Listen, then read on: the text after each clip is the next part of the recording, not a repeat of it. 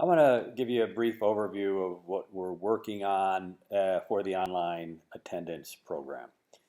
Basically, I've set up a website that actually keeps track of all the data. Um, just real quick run through on this. I'm just tracking all the data that we have off of one of the sheets that basically give us number of classes per student, number of students per course, number of students per grade, number of students per teacher. So we're just tracking some data that way, which makes it nice for administrators and or superintendents to see the data. I do have some suggestions and I've put them down here. You can go to this website and read up. What I'm talking about here is finding a way to automate putting the data into Schoolmaster, getting the data out of Schoolmaster in a way that simplifies the manager's job of tracking online students. This page on our website is simply the spreadsheet that we're tracking students gets embedded here so you can quickly look at some of this data. One of the key features here will be to create some data studio projects, and in this particular data studio project I am looking at the number of students by grade. I can quickly come through here. I can filter on names, I can filter on grades. I'm not going to go through this completely right now.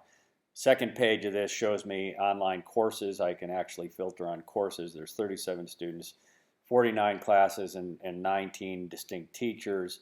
And then I can actually, again, do some filtering and sorting with the Data Studio online. And then my third page is empty. Okay, so and then the final page on the website is simply pointing to the folder in which we hold everything. So you have a one-stop shop here to access all the data that we're going to work with. So I want to show you how this works right now. Every teacher will have a form, something like this. We have to create all these forms still.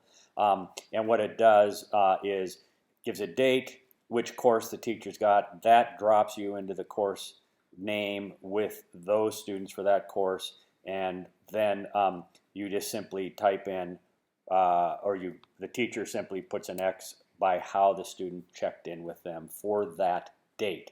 Okay, this is what this would look like when we submit.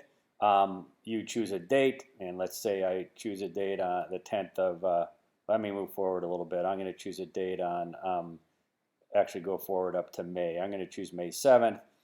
My 7th graders, next.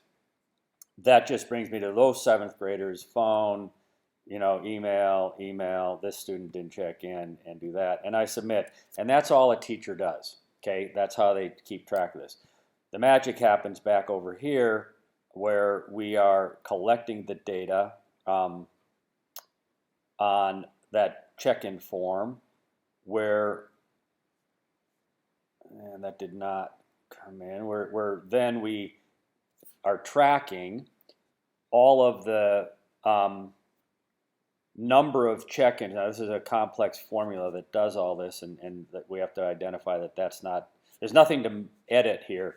This pulls in the data automatically for all the students by week and pulls that data in. We also have a dashboard page here that lets me summarize very quickly at a glance which one of the students had no check-ins. Okay, so very quickly, that's what we have set up so far. We collect the data via the form. We have a dashboard that lets us look at some information.